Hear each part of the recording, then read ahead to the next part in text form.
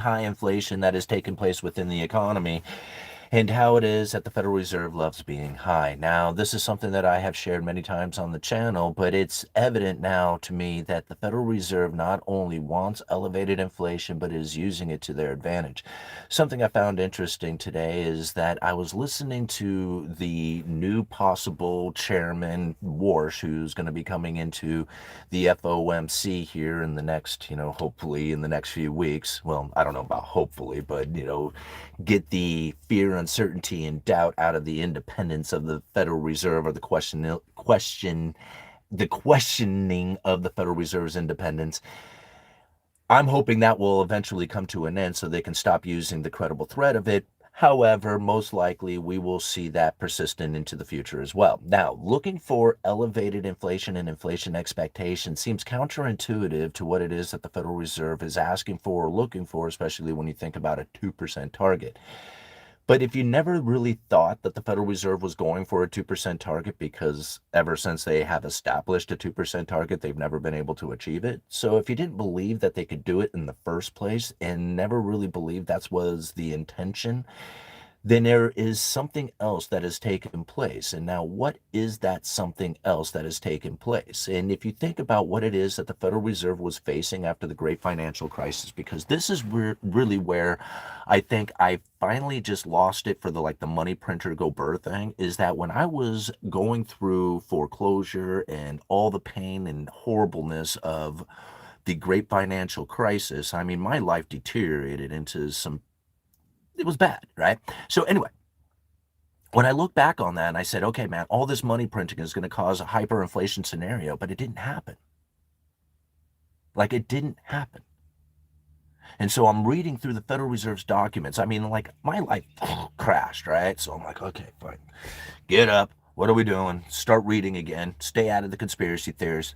Focus in on the money. What is it that the Federal Reserve is talking about? And it took me forever to dive through this stuff. But I was coming across information that said that they were looking for elevated inflation and inflation expectations. And I thought to myself, what in the world did we just go through? So I listened to what Warsh said here, and I'm going to play it for you in just a second. Let me let it get it warmed up here. And I thought it was incredible in this short. Here we go. Civil War. And by the time Paul Volcker left office, inflation was right down to 2% or thereabouts. Almost 2%. Milton Friedman, and the Fed is always responsible. I believe what Milton... The Fed is always responsible. Now, I got this book, Cantillon essay on economic theory, that talks about inflation, how it comes, the increase, decrease of money to the state, what happens when that occurs, prices increasing, driving out domestic manufacturers, driving in ever increasing amounts of foreign production, and all the other craziness that happens with price fluctuations. And there was never a Federal Reserve. There was no central banking system involved in any of that communication out there, but yet they just want to sit there and focus in and say, no, it's you, Fed. You're solely responsible for this 100%.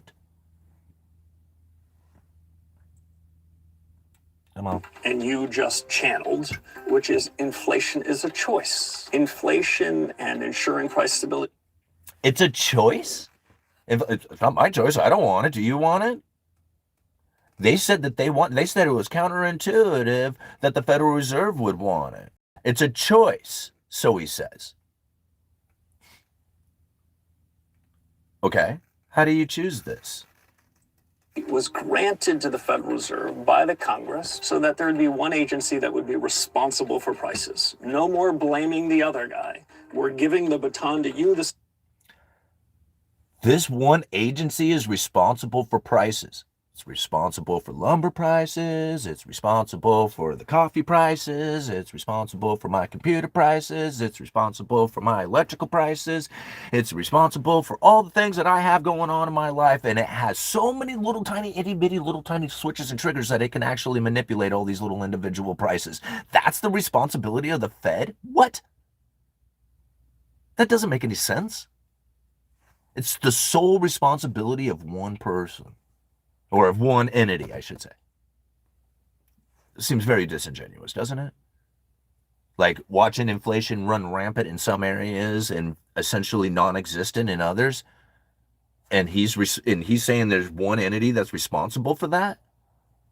How is that even possible? Let's continue. Central bank go after it and get it. During the run up to the Great Inflation, 5 or 6 years, what did we hear about the causes of inflation? It was because of. I love it. The great inflation of the last 5 years. Not the great inflation since the great financial crisis, where there was more money printing taking place on a percentage basis back then than there is taking place today. He's talking about the last 5 years. Now, granted, there was a lot of money printed. They doubled the money supply. Give me a thumbs up if the audio's coming through. Everything going good? I'm loving this breakdown. Good.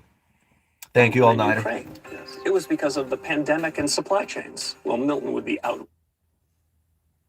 Okay. Everybody wanted to blame it on. Hold on, let me back it up because I kind of interrupted that. Let me just get it in. Putin and Ukraine. Yes. Because what did we hear about the causes of inflation? It was because of Putin and Ukraine. It was because of the pandemic and supply chains. Because of pandemic and supply chains. Why did you print up all the money, bro? Why did you go through all the stimulus?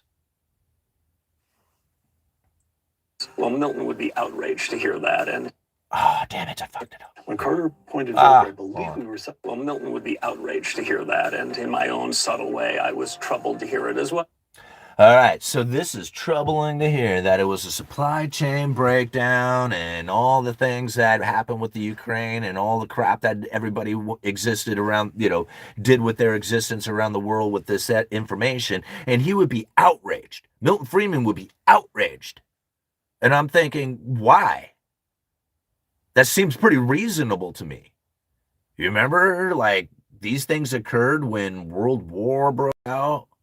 Like, we didn't have the Federal Reserve printing up money in the fashions that they were during the Great Financial Crisis or the pandemic. Those quantitative easing programs were insanely amounts of money printing. Don't get me wrong, they went into debt. But the debt issuance that took place during the Great Financial Crisis on a percentage basis was absolutely incredible, and it was far more than what took place during COVID. And there was no inflation, Warsh. There was no inflation, bro. Why would you be outraged, man? I don't get it.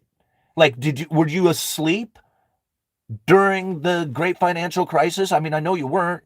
You were involved. You were there. Why are you saying this? I don't get it, man. There was no inflation taking place from the Great Financial Crisis all the way up until the pandemic, when the war in Ukraine and Putin and supply chains and pandemic and all the crap broke out. And you're like, oh, that's outrageous to think that's what did it. It was obviously the money printer. What? Dude.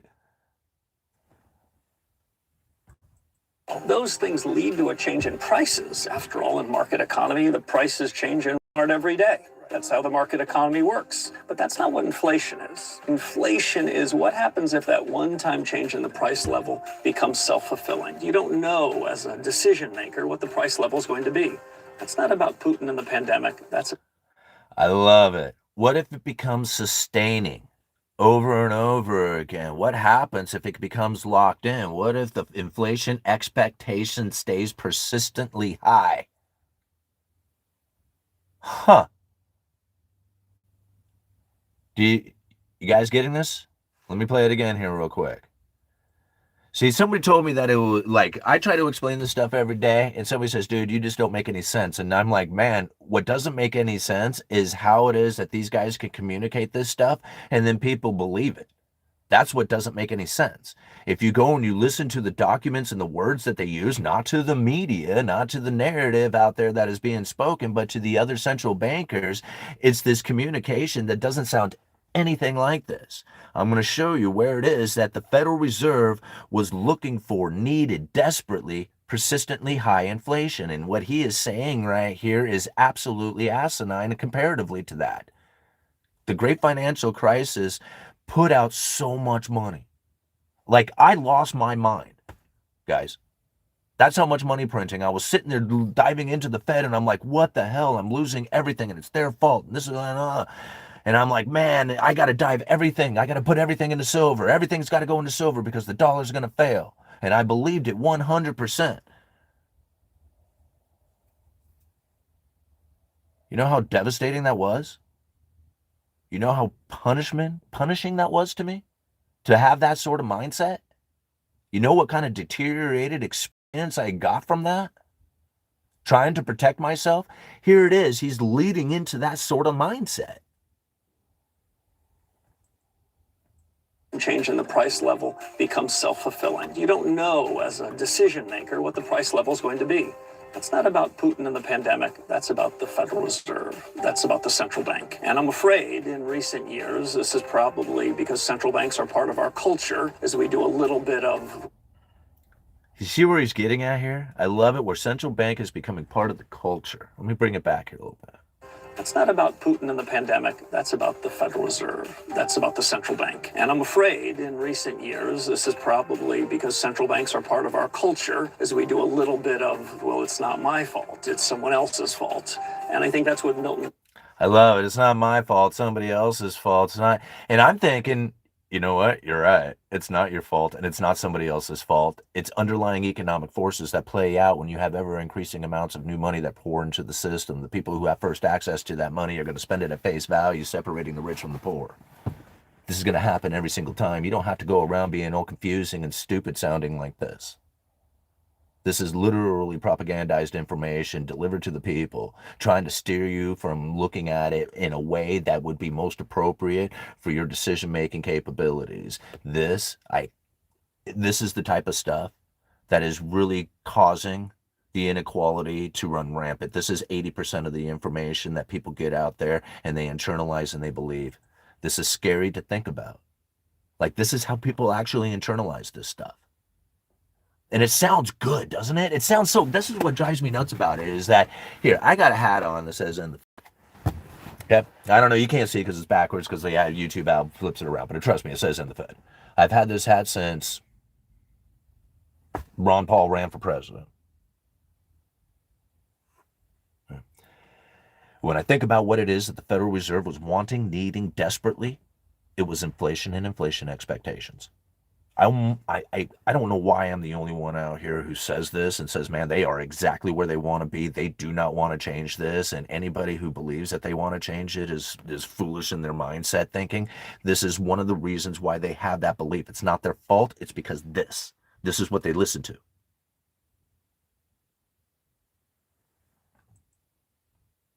Most outraged by in recent times. The central bank can hit any price level that it wants, any inflation level that it wants. We might not like how they... I love it. You can hit any price level you want, any inflation you want. Really? You know, I got a Ben Bernanke speech talking about deflation and being scared of it. How it is that they can prevent it.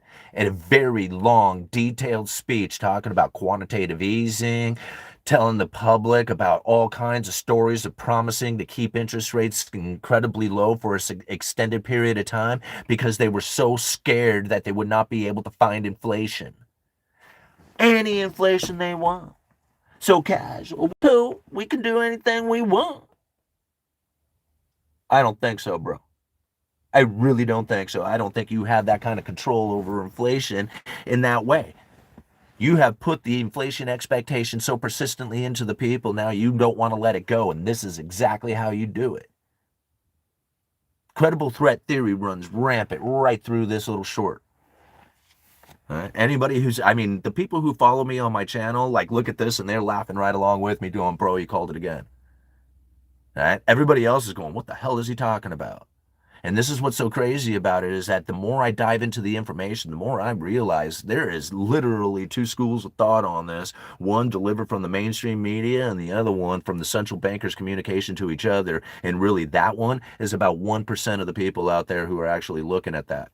I've shared it so many times on this channel. I got an entire university course put together for you so that you can go and look at their words, not mine, theirs, and how it is that they use and how I use their words to establish the credible threat of what it is that they use to then communicate out there elevated inflation and inflation expectations, which in turn creates an either tightening or easing in the financial conditions that are out there.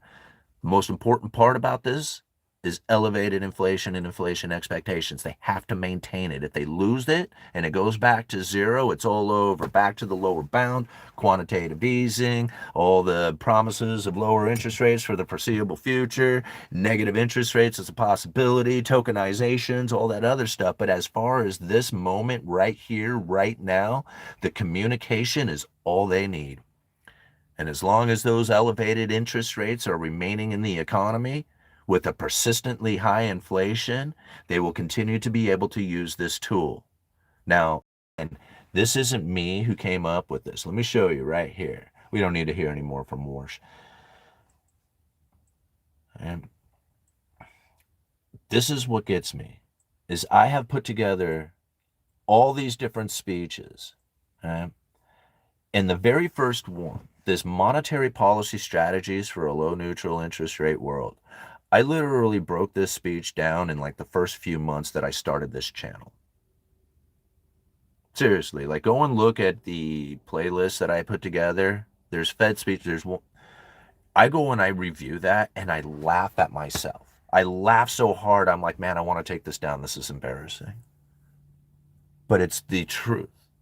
It was my interpretation of this speech back then. And I realized looking back on it how little I really understood about the Federal Reserve and what it was that they were using for their strategy. The more I dove into it, the more I tried to understand it, the more I started researching and realizing, holy crap, this communication that they are using is separated. It's literally separated from the people. I cannot find it anywhere outside of their own speeches. I cannot find it on the mainstream. It's like the mainstream knows that these speeches exist and yet they don't report on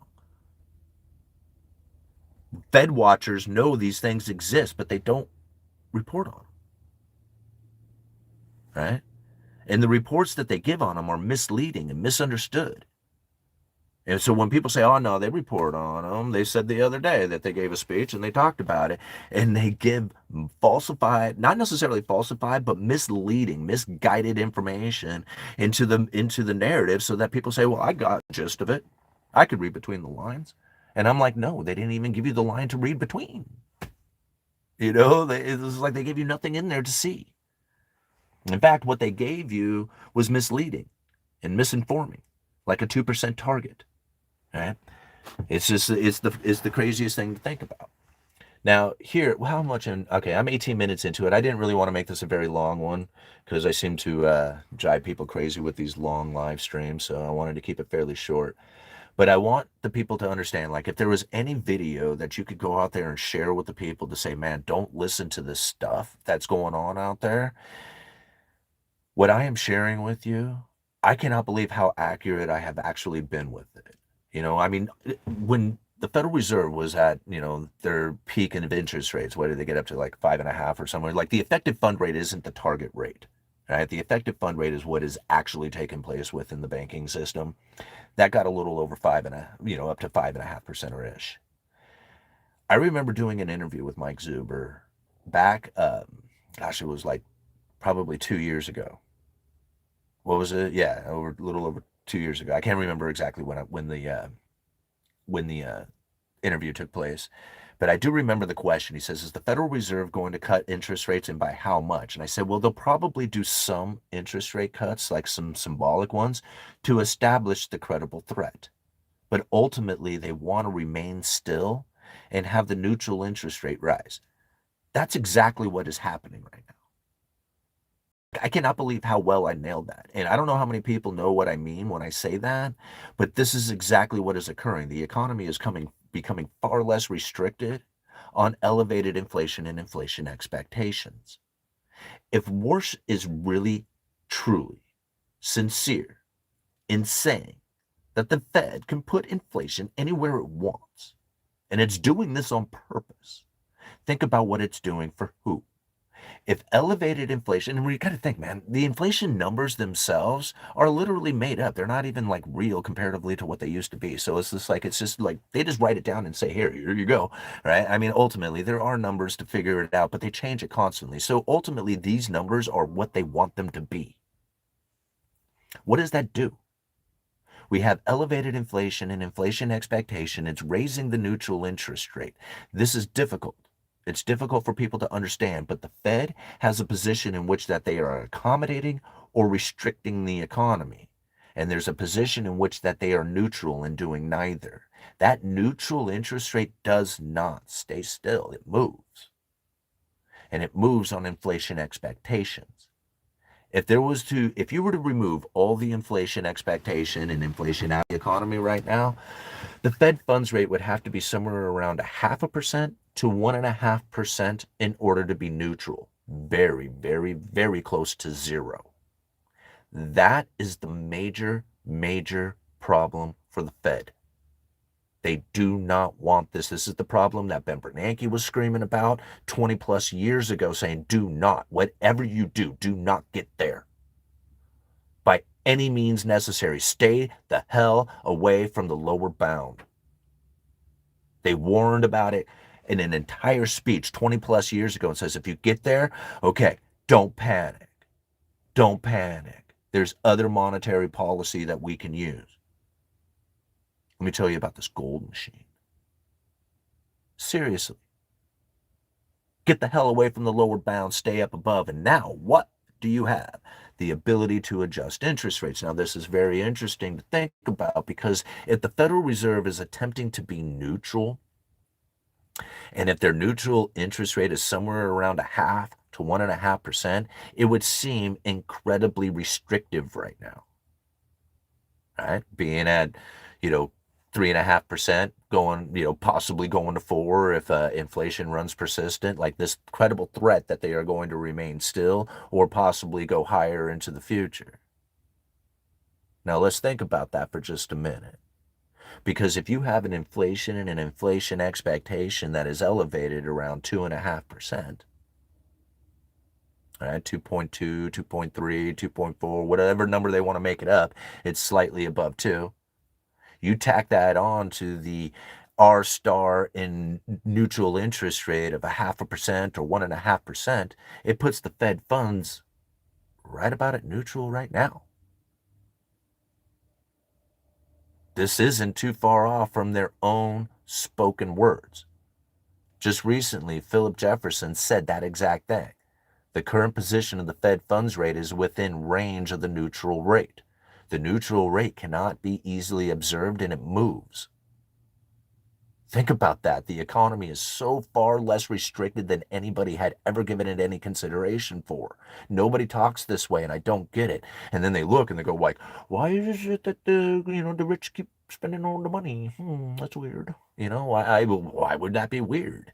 I don't get why that would be weird. That makes total sense, doesn't it? I mean, if you have a position where the Fed funds rate is not restricting the economy, and you have a position in which that the asset holders are getting a decent return because the elevated interest rates, why would anybody be confused about the spending habits of the consumer at the top who has all the money? That does not surprise me at all. Yeah. I mean, I think I do so many different things to try and bring in money and it's still difficult. Like I am scared to go buy a new car because of the expense of it. Like I don't know if I can afford it into the future. And I do pretty well as far as bringing in flow, but I keep my expenses really low, so it's not that hard to maintain my lifestyle because I don't have much of a lifestyle elevated, right? I mean, I'm trying to buy a house. That's about the extent of it. That's hard enough, right? I'm raising a family. I got a family to raise, and it's expensive to do all this stuff. And so when I see how hard it is for my day job to make it and the side hustles to make it and all this other stuff, I think, holy crap, man, I'm glad I'm getting into assets. Because the asset side of things, like, even the speculative ones, the silver and the Bitcoin have done quite well over the numbers of years that I have collected those things. And so when I look at this one, I'm like, whoa, this is really hard. And then I look over there and I'm like, hell yeah. There's two different economies happening here. I get to experience both of them because of the way that I have positioned myself and how hard I work, but it's easily I could lose both of them. right? Or it's just as easy that both of them can gain. Now, how it is that I position myself, that's the important part of this, right? I got to use a lot of this to get my position over there. And then hopefully my position over there is the appropriate one that continues to grow so that I don't fall into the abyss. This is my plan, this is my game, this is my understanding of the situation. And most people don't see it this way. I get it, but that's okay. Everybody has to make the choices in life. And when I hear Warsh out here spreading propaganda like he does, I'm thinking to myself, I'm not falling for it. I'm just not, like, I just don't fall for it. I don't. Like, I mean, I'm going to read your speeches and I'm going to bust it apart, Bo. The first time you get out there on FOMC and you deliver a speech, it's going to be all over the Uneducated Economist. I'm going to highlight the shit out of that thing and you're going to get torn apart because that's exactly how I do this. I know John Williams has never had anybody review a speech as much as I have. Monetary policy strategies for a low neutral interest rate world, I'm almost thinking about memorizing it and delivering it as a theater production. It is so important. Nobody knows about it. He straight up says it. Today we face an altogether different set of problems stemming from a very low neutral interest rate. That is the short-term real interest rate consistent with an economy operating at its potential alongside low and stable inflation. Ironically, the problem we need to solve these days is a risk of inflation that is persistently too low rather than too high. They love being high. Getting high, staying high. Once you're high, you never want to come down. This is how the Federal Reserve operates. What does a low neutral interest rate mean for monetary policy and the anchoring of inflation expectations? When a recession hits, central banks may not be able to reduce their interest rates well below their neutral level to stimulate the economy as warranted by the effective lower bound on interest rates. Right? From the effective lower bound on nominal interest rates, sorry. Now, that right there, this is 2018 when he said this. Right? Now, I don't know how many people understood what it is that he just said right there, but I'm going to say it one more time because if you can internalize that, I'm going to take you back in time to Ben Bernanke, and he says the exact same thing. Do you think things are changing? I mean, here it is. He's saying these spoken words in 2018. I'm going to take you back to 2002, where they say the exact same thing. Okay? So I'm going to read it one more time. Check this out. When a recession hits, central banks may not be able to reduce interest rates far enough below their neutral level to stimulate the economy as warranted by the effective lower bound, meaning when they lower interest rates, the neutral rate, that rate where they are neither accommodating nor restricting the economy, is too low. And if they try to lower it past that, they hit the lower bound of zero. There's no room to stimulate the economy. They're out of ammunition. Does that kind of make sense? Hit the like button if that makes sense. Now, if you go back to Ben Bernanke's speech,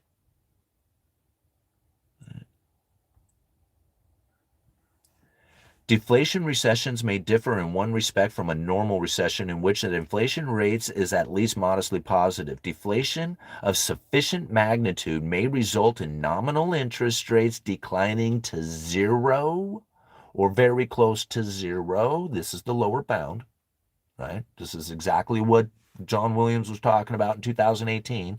This is a speech from Ben Bernanke in 2002 talking about the exact same thing. The exact same thing. Right? Deflation of sufficient magnitude may result in nominal interest rates declining to zero or very close to zero. Once the nominal interest rates is at zero, no more downward adjustment in rates can occur. Okay? So here it is, 2002, he's telling you, low interest rates, low inflation expectation is a complete freaking nightmare. 2018, the problem hadn't gone away. 16 years later, the problem had not gone away.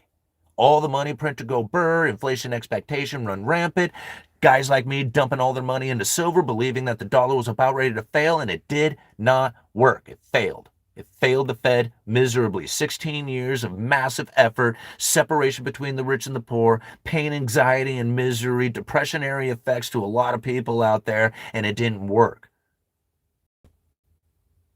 for us. But it did work for some. Who? Eh? The top household incomes. Everybody else suffered the consequences of it. Did they make a mistake? I mean, was this by accident? Oops, sorry guys, we really thought we were doing the right thing. Sorry. Right? We thought this was going to work. I lead you to Powell's speech. Many find it counterintuitive that the Fed would want to push up inflation. This is 2020, August 27th of 2020. How many years later now is this? 18 years later, they still got an issue with inflation being persistently too low. August 27th, 2020. Jerome Powell. Many find it counterintuitive that the Fed would want to push up inflation. Find it counterintuitive? Hell, some of us don't want you to do it at all. Some of us didn't even believe you could do it anyway. Right?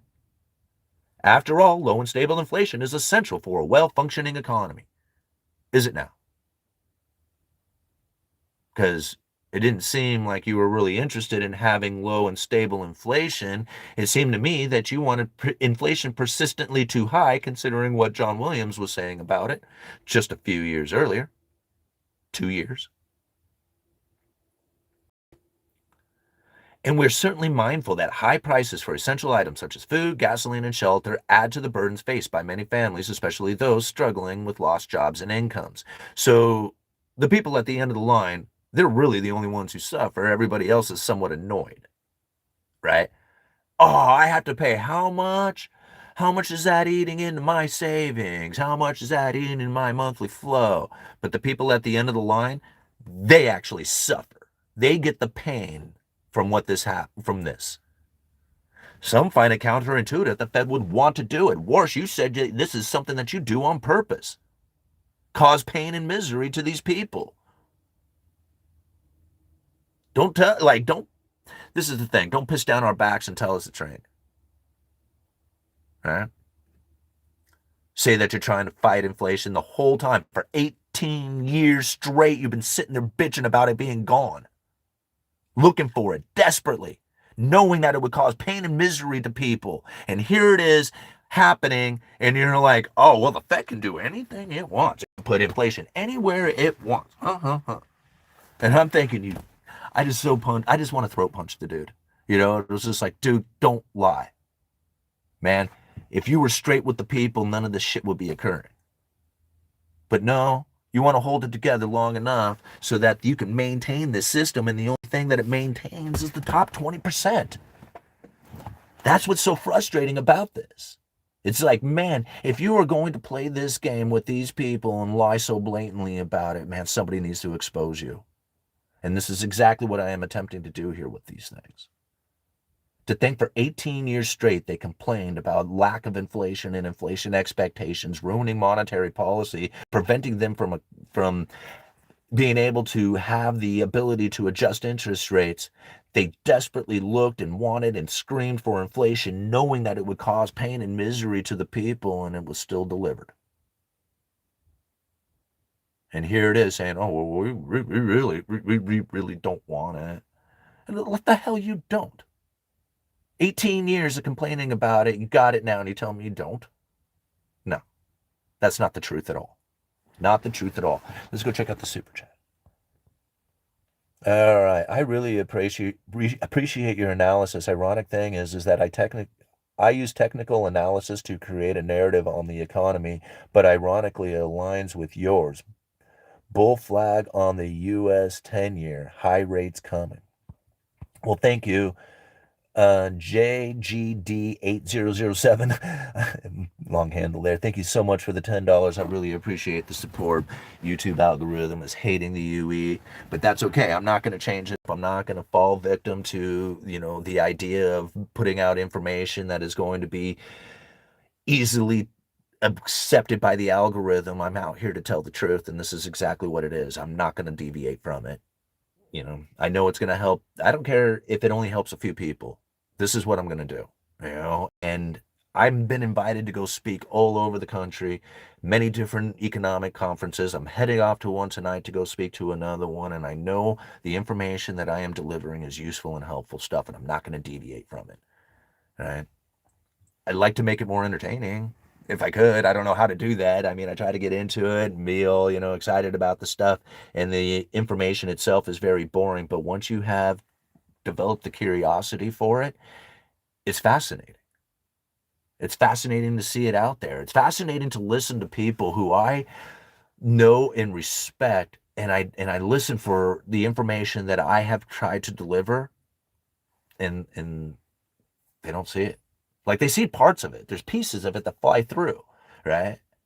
And I can pick up. It's like they get really close to it, and like some of it is absorbed in some of the ideas of it. I'm like, but it's not completely internalized in the fashion that I have. And I think to myself, why is that to be the case? And I've come to the conclusion it's because of the position that I hold, right? Working class individual.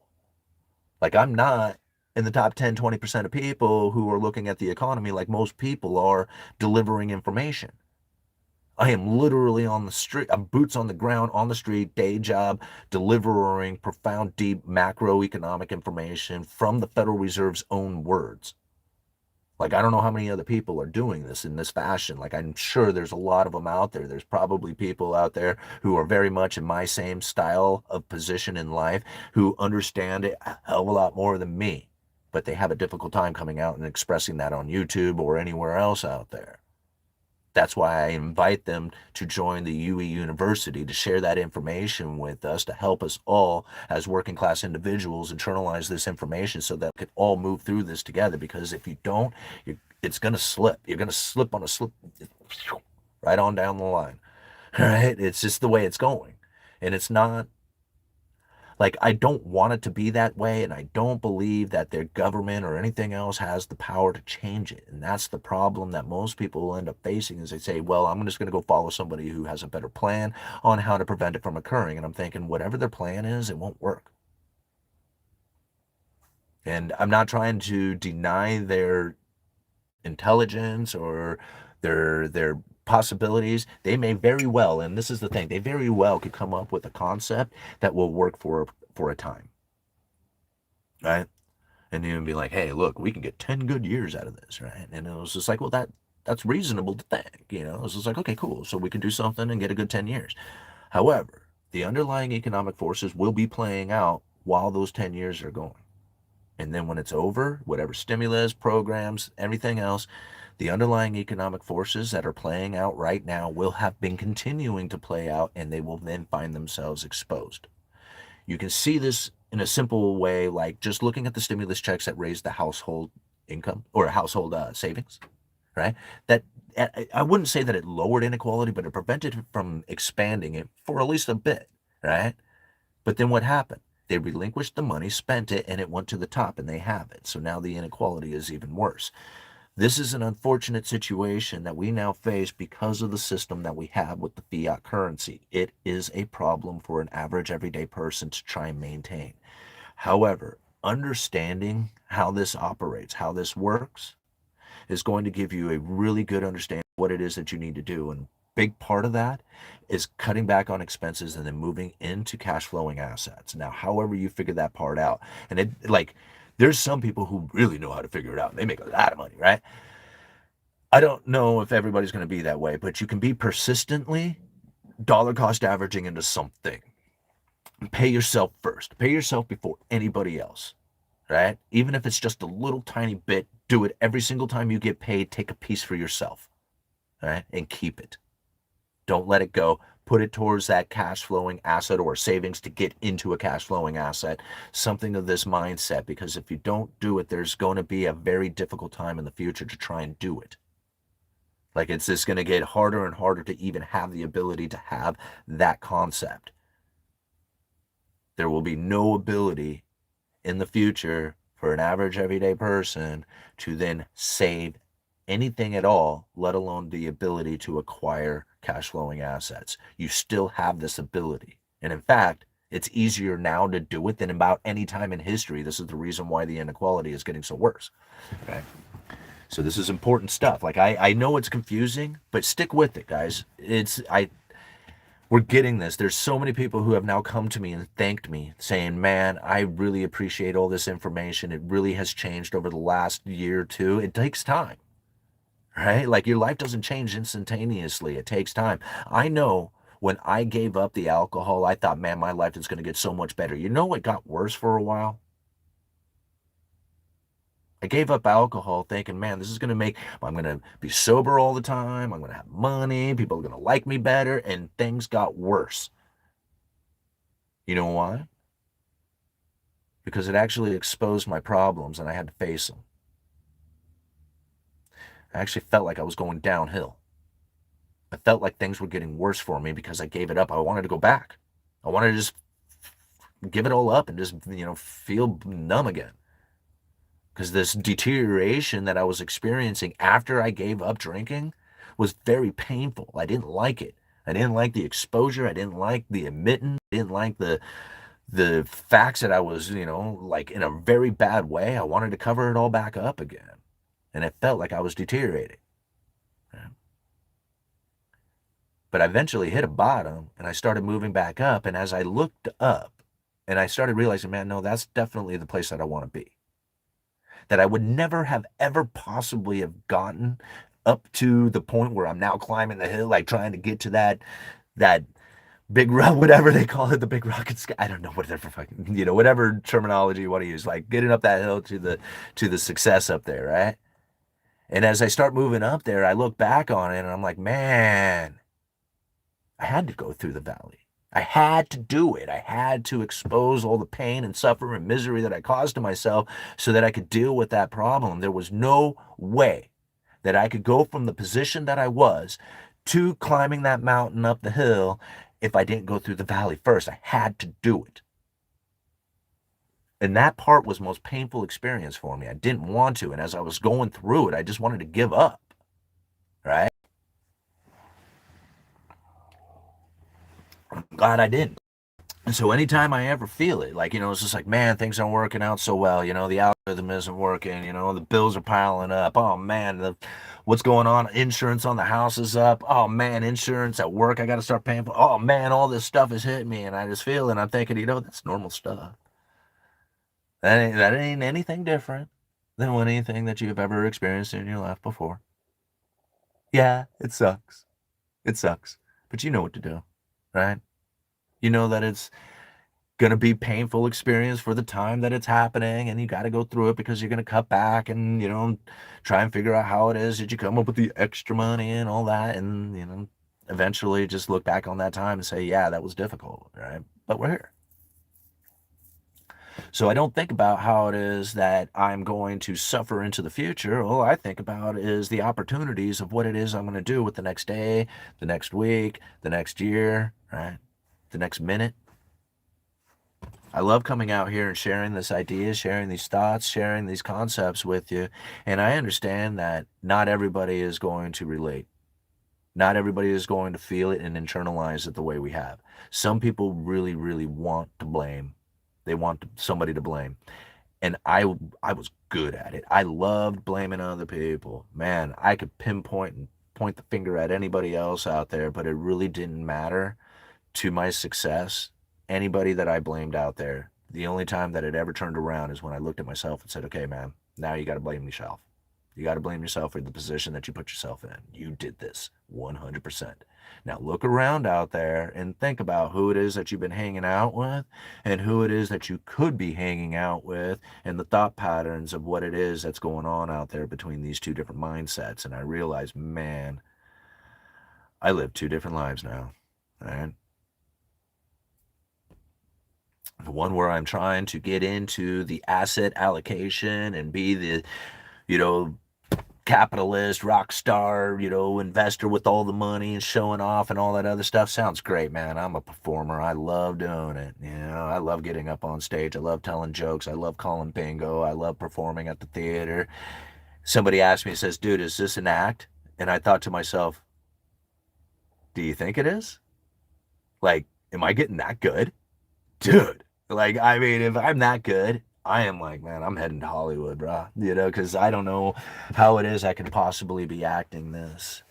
Everything comes straight from the heart. I don't use notes. I don't think about what it is that I need to communicate out there, so I say the right thing or whatever. It just pours out. I don't think about it. It just is, you know? And so this is the life that I live, right? Simon is going full time with YouTube. Right on. Congratulations, Simon. No, I just have the day off. And I have tomorrow off too, but I'll be in Vegas at Zuber's One Rental at a Time conference, hanging out with all the awesome people who are entrepreneur mindset, trying to get a better life for themselves in this economy right here, right now. And so when I think about the conferences that I have been to, Zuber's is by far the funnest. Like, I like the Rebel Capitalist because it's like, very prestigious with a lot of very, well known YouTubers and stuff like that. I mean, it's a great event. Awesome people, awesome, locations and everything about it is just like, just exquisite. It's really cool. But Zubers has just a different feel to it. Something that is just really unique and very like close knit, almost in a family oriented style mindset and very connected. And so when I think about it in that fashion, it's just like, wow, this is a fun one. This is exciting. It's high energy and it's just like I know the people there get a lot out of it, right? I mean, even if the information isn't something that is necessarily useful to you, the energy in which that you are encompassing by being there is like it's rewarding in that sense alone. Like it changes the way that you feel and think about everything that you are doing. The people that you hang out with are literally going to be a reflection of what it is that you are going to become. Right? So the more you hang out with these type of individuals, the more you have conversations with them, the more you start thinking this way, the more you start behaving that way, the more you start becoming more like those individuals. So if there's something in your life that you want, you got to go and find people who are doing that and hang out with them and then absorb that energy so that you have the energy that they have and then the mindset that they have and then you have the progress and doing things like they are doing. Like that's how it works. If I wanted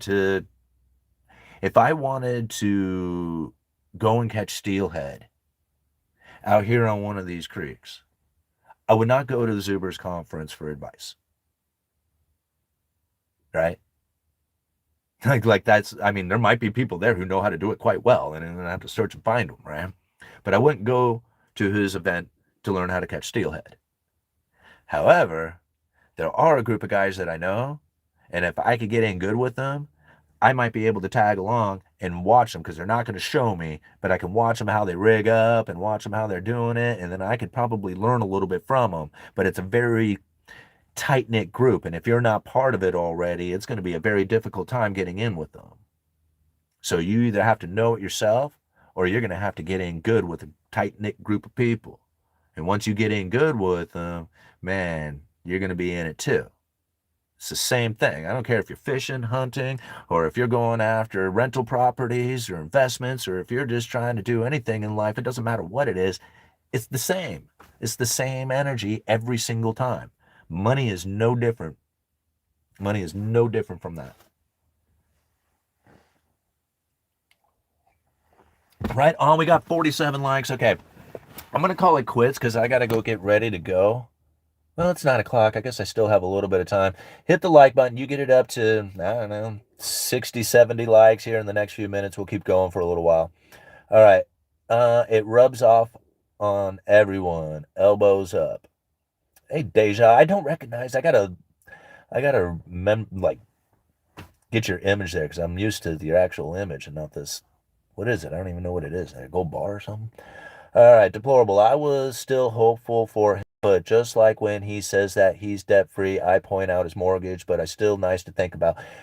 No, here's the thing. Like, you got good debt and bad debt, and I'm not debt free. I mean, I tell people that I have a credit card that I still have a little bit of balance on it. Now, could I pay that thing off right now? Yeah. So is it my debt? Not really, because I could pay it off, but I am in debt because I'm allowing it to happen because I don't want to give up the cash. Like, I want the cash position, and because of circumstances beyond that of my control, because just like life is, I had, broken down cars and braces and all kinds of stuff to deal with. So, for me, the credit card debt isn't really a debt, right? Because I could pay it off right now if I wanted to.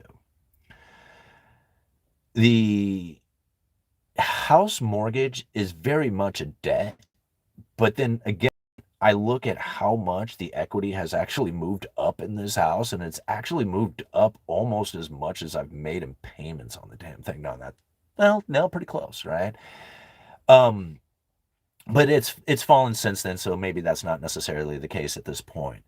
But the house is really not a burden in that sense. It is a monthly payment, and it is like, something that is, uh, you know, a, whatever, not, it's a liability, and not trying to deny that at all.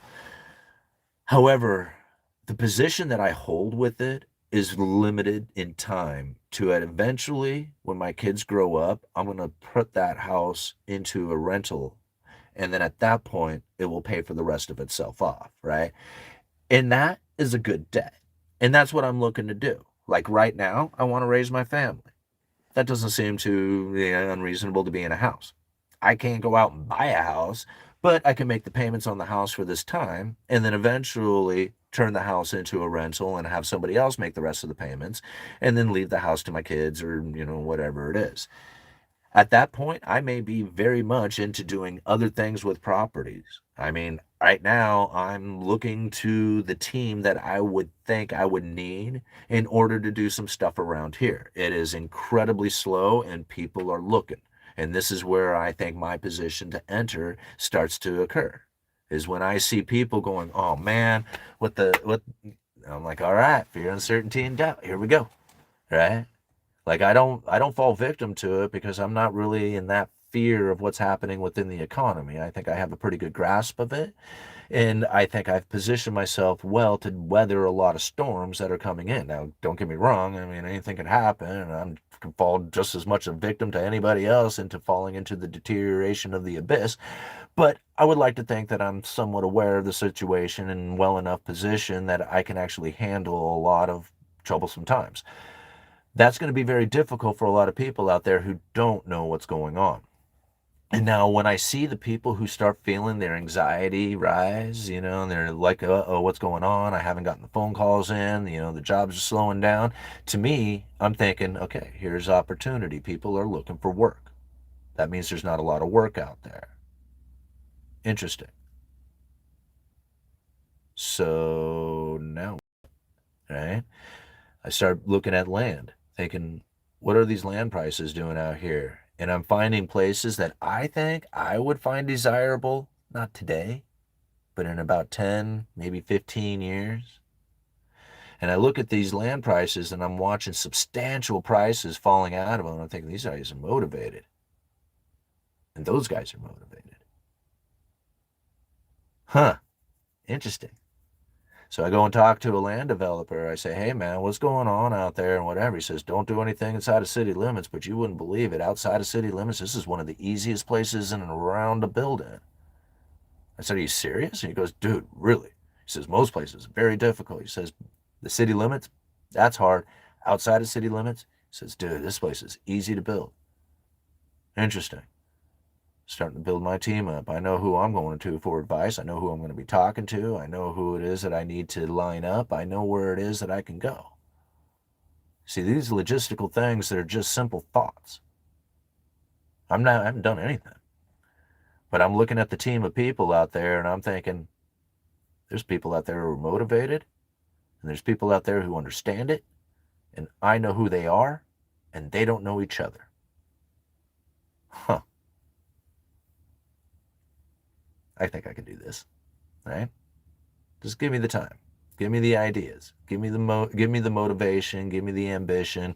Give me the situation in which that I think I can do it, and I will pull it off. But right now, I'm just looking at the team of people out there, and I'm like, holy crap, man, they're available. That's interesting. They weren't available before. Isn't that interesting to think about? Anyway, who knows? Uh, I think it's incredible important for a guy like you to describe things accurately using words that describe things accurately. Okay. Inflation had come down in gas prices. If Biden was president, prices would just go up more. Well, Jeff, I mean, if I don't, that's fine. I mean, I'm not looking at it in a political fashion. I mean, I've been following the Fed for a very long time. I just described 18 years of them begging, hoping, praying, and dreaming for inflation and inflation expectations. And if you think Biden delivered it to them, congratulations, you kind of helped the Fed out. I mean, this is the problem that we face. Warsh says that he has control, that the Fed has one that has control. They can put it anywhere they want. And yet 18 years of complaining about not being able to find inflation, even though they took a balance sheet of 850 billion to over 4.5 trillion, failed to produce an inflationary scenario. If you want to believe that it's Biden's fault, go for it, man. I mean, I'd look way deeper than that. I don't even remember Biden being there. Like, I literally don't remember a single thing that Biden said because I don't think I ever listened to anything he said. I don't know anything that he said that was that important to listen to. You know? Like, what was I going to get out of it? Nothing. I didn't get anything out of it. What I'm looking at, I feel, is the most appropriate stuff, and it's coming from the monetary policy makers, not some bubbling, incoherent old man who doesn't say anything worth value. All right.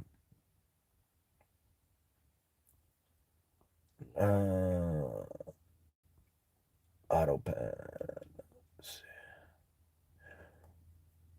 We need to build a network. We should do meetups. I do have a network. I am building it up. It's called the UE University, and you're more than welcome to go and check it out. 7-day free trial, and we can have the conversation over there. Plenty of people will dive deep into the discussion with you, and we're building that community up. So, it's already there. Like here on YouTube, over on the UE University, if you want to concentrate it down to a handful of people who have really deep thoughts and understanding of this situation, then that's where you're going to want to be. We got well over 300 members to that community. There's probably a good 20 of them who are very regular participants at the conversation. So, I mean, it's a wonderful place to go to. There's nowhere else that you're going to find it. So, this information and at least people who are discussing it. Hey, thank you very much. We got this $5. Have you read? This is from Jared K 7041. Have you read Empirical Circle 2.0? Do you think drinking the milkshake helps all Americans or mostly still the rich going forward? I'm not sure what it is that is in that what's in that reading. I don't know because I never read it. But I can tell you now, the only thing that I am going to be sure of is that there's going to be more war, more debt, and more separation between the rich and the poor. Like, no doubt, right? And the unfortunate part about that is that if you have more war is already unfortunate. We don't need to know about more war. I mean, that sucks, right? More debt. This is the problem that we now face is that if the debt is issued, somebody is going to take out debt, meaning that they're going to owe it. And then there's going to be somebody who buys that debt, meaning that they own it. The people who own it are concentrating, and the people who owe it are expanding. And that is going to continue. More war, more debt, more separation between the rich and the poor. All right. Okay. Post UE link, Brody. I don't want to be a mod. Might be bad for business. Deja, I think you're a wonderful addition to the channel, and I don't know. Do you want to be a mod? Do you want to? All right. Morning. See you in Vegas. Right on. Who's that? Rink, Rinks. I can hardly read it. Rinks Rentals. Cool. Yeah, I can't wait to see all you guys in Vegas. This is going to be a lot of fun. Yeah. All right, we got 95 people watching with 55 likes. We're an hour into the live stream. Should we call it quits or should we go until Sarah gets back? Because she's in town right now, filling up the truck so we can drive to Portland, picking up a few things for the kids and stuff for the weekend.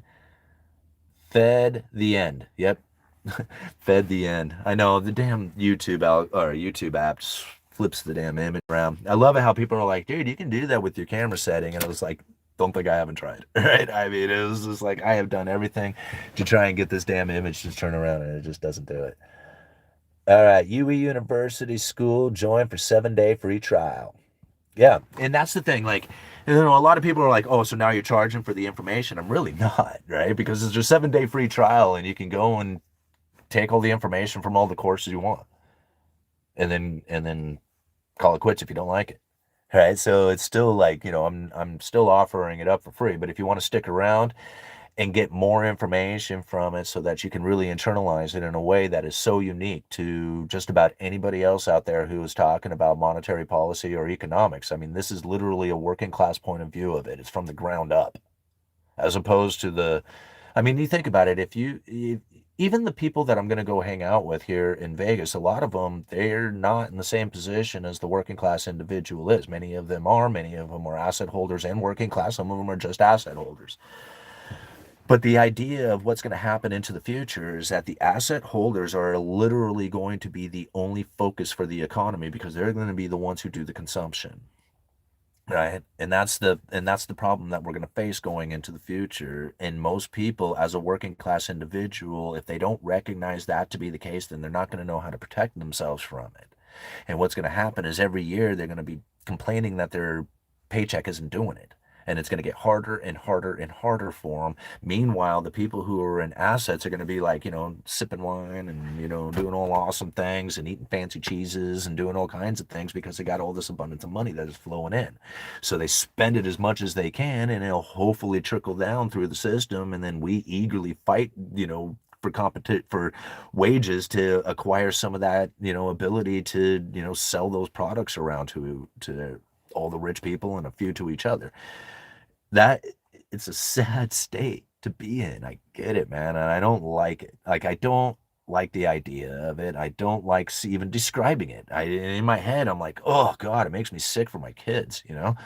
And I don't know what it is that they can do. Like, I mean, it's just like, well, what could they do? Nothing. They aren't going to do anything. They don't help us because they're not in a position in which that they would do anything to hurt themselves. So they're not going to do anything that's going to help us. It's going to get harder for us, and they're going to be like, well, maybe if we gave you stimulus checks or something, and then the problem gets even worse. So knowing that it's from production and savings. We were a productive, saving nation. When we were producing things and sending that stuff out there to the world was sending us their money. That was a wonderful position to be in, right?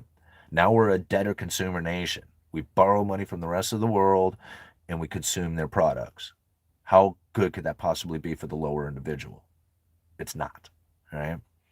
Now, as disappointing as that is, like this is the valley part of things. Like you have to understand, like when I gave up drinking and I had to go through the valley of understanding like my problems that I was facing, this is it right here, right? These are the valleys that people have to understand that they are going through. Once they get it, once they have understood that, damn, this job, no matter how much I get paid, even if I get a raise, even if I go for a higher position, even if I went for a whole different location, it's still not going to keep up because over time it's going to deteriorate. However, I do still have an opportunity to save because I can cut back on some, look for extra money out there, whether it's side hustles or whatever it is, acquire that extra, whatever that extra may be, and then deploy that towards something that is going to have a return, essentially getting into the assets, right? Cash flowing assets, rental properties, dividend paying stocks, silver, Bitcoin, whatever it is, man. I mean, everybody has to make that decision for themselves. I'm not so much into speculative kind of ideas, even though that seems to be what I hold the most of, which is kind of odd. But I think that's left over from my conspiracy theory days of being into nothing but silver and Bitcoin, right? So, because that's the case, the other things that I am building up are yet smaller than that part of my portfolio, but yet that's the thing that I would much rather be in is something that is paying me over time.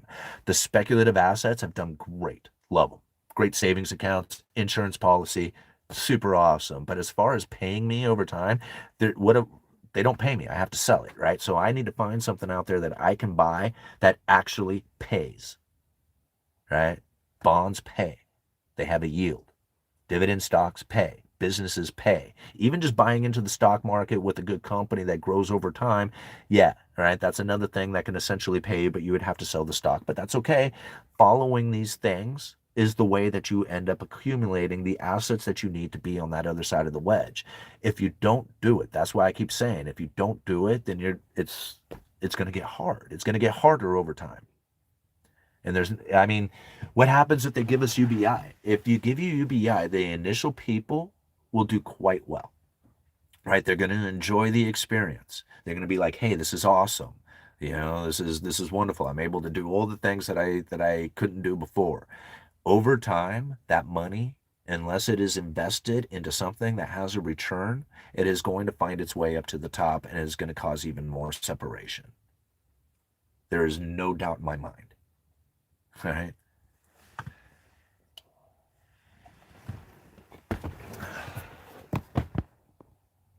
Do we think Bitcoin is going to level out and go back up, or is it still going to be headed down for a while? Jeff, I don't try to predict where the Bitcoin price is going to go. I really don't. I just dollar cost average into it. So I try to buy $50 a week. If I can't do that, it will be $50 a month. And if I can't do that, I try to make up for it and buy $100 the next month if I can. If I can't, then I just move on to the times that I can do it. And I just buy little bits all the time, hopefully once a week at $50, and I don't consider it anything else. That's it. I don't have any intentions for it. I don't know where it's going to go. I don't think about it being 20,000 or 100,000. I don't think about the $50 again once I put it in there. I just don't. I have a goal of one Bitcoin.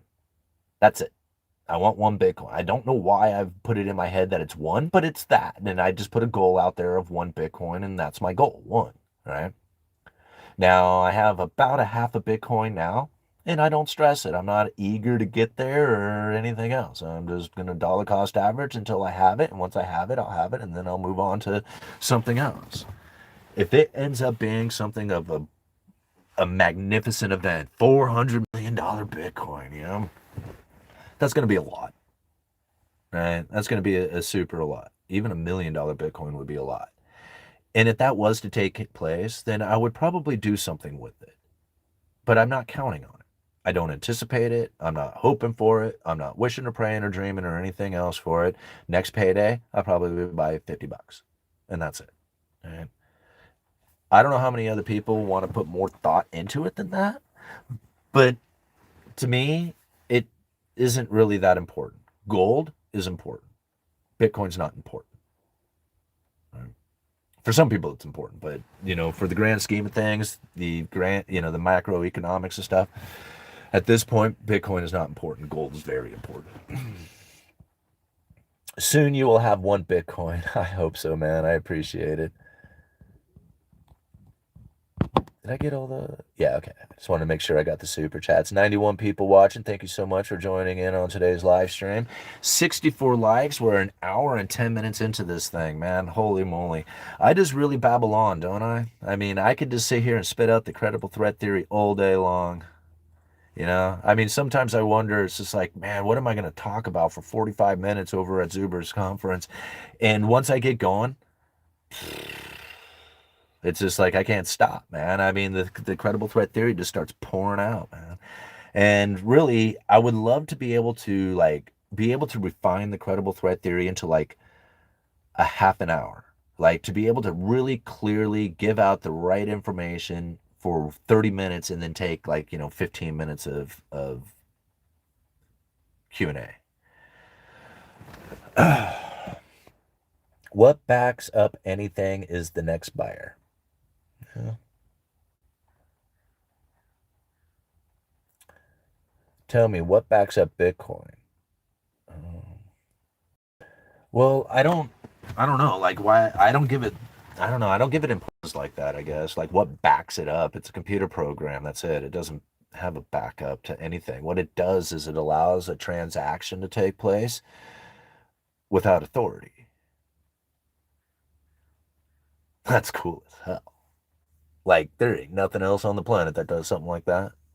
Like you can do a person to person, like if you're standing right in front of them, right? You can do a transaction. But to be able to do a transaction with somebody on the other side of the globe and have, like, I mean, they might know that you did it, but they can't stop you from doing it. And that is amazing. All right. There's nothing else out there that really does that. The other thing that is really unique is that if it does have a value to you and you think that it is going to retain some value going into the future, Bitcoin gives you something that nothing else does. Like the cryptocurrency idea gives you something that is so unique that literally nothing else can even compare to this capability. If you can memorize that private key, and I mean that's 64 digits, but hell, I memorized an entire play once, right? So if you can memorize 64 digits and keep that memorized, you can carry all your money around in your head. That is pretty damn cool. Nothing else is like that. They can't steal it from you. You can cross borders, you can go to prison, anything, but they can't get it because it's locked up in there. And they might even know it exists out there on the ledger. Don't matter. If they ain't got the private key, there ain't no one getting to it. And if you got it locked up in there, that's it, man. There ain't nowhere else it could be found. That is very unique. Now, I don't know how many people understand like how important something like that is, but that is incredibly important, especially in this day and age with government intervening in everybody's lives and you can see the draconian efforts coming about. Well, if you could take their efforts just completely, just remove their ability to have any way of confiscating anything from you, that is way cool. And there ain't nothing else that can quite do it like Bitcoin, right? Especially if you can lock it up in your head like that. All right. So disingenuous that it has 5,000 years proven concept. What, that gold and silver does? Of course it does. All right. Useless, you get amnesia, duh. What's damn key? Okay. Well, I mean, I get that part, Deja. Like, outside of, losing the key some way or another, but that can happen through theft. Like, what happens when the computer programs, what happens? You got all these what ifs that come about. But regardless of the what if that is there, the what is that it's a real possibility that you can carry your money around in your head. And that's not a what if, that is a what is that you can do that. And that is like that's pretty cool. I mean, you can always bump your head or, just forget it or whatever, I mean, all those things, get too drunk one night and just spill the beans,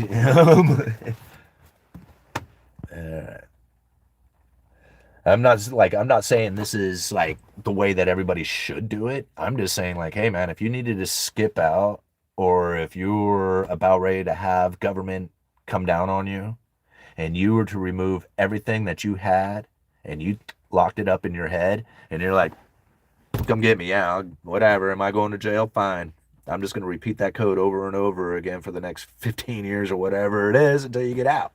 Like that is amazing. And then they might even be saying, like, if you try to spend that money, we're going to come after you. It's just like, okay, so move to another country, just like get out, just go someplace else,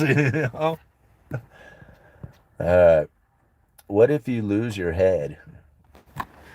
Okay, she's back. I'm going to go, guys. We're going to take off for Vegas. I really appreciate it. Everybody who's joined in on today's live stream, talking about the inflation, breaking down the credible debt theory, listening to Wars try to push more propagandized information out there. We're not going to allow it. Share this information with people. Share the video. Share the UE University and join the UE University. Let's get this community up and going in a bigger way that we can use the information to position ourselves in the most appropriate way we can. We're looking at it from a working class point of view. There's nobody else who's going to do this for you. Here at the Uneducated Economist, our community is quite unique, and we have the information that we can use to then better position ourselves. We discuss it every single day, right? Everybody has a unique way of dealing with it, and everybody has something that they have to do with their lives in their unique way, right? So this is the way that you figure out how it is that you deal with your life, is by understanding the monetary policy from the policymakers themselves, and that way you can really then internalize the information for yourself. All right. I read books on a daily basis. Well, cool, Maverick. Safe travels. Simon, thanks for today, guys. Yeah, Deja, thank you for being here. You're very much an addition to the channel. Brody, thank you very much for all the modding and keeping the comment section clean and algorithm friendly. You guys are awesome. We'll probably do a few live streams from Vegas. You know, I'll get some of the guys there. We'll get All Nighter up on the channel and stuff like that. That'll be a lot of fun. All right. Oh, there he is. There's All Nighter. All right. I thought you was up in the chat. All right. And thank you too, All Nighter, man. You do a lot of hard work for the channel. Actually, you just do a lot of hard work in general, man. I mean, you're everywhere all the time for everybody, bro. All right, Uneducated Economist. You guys let me know.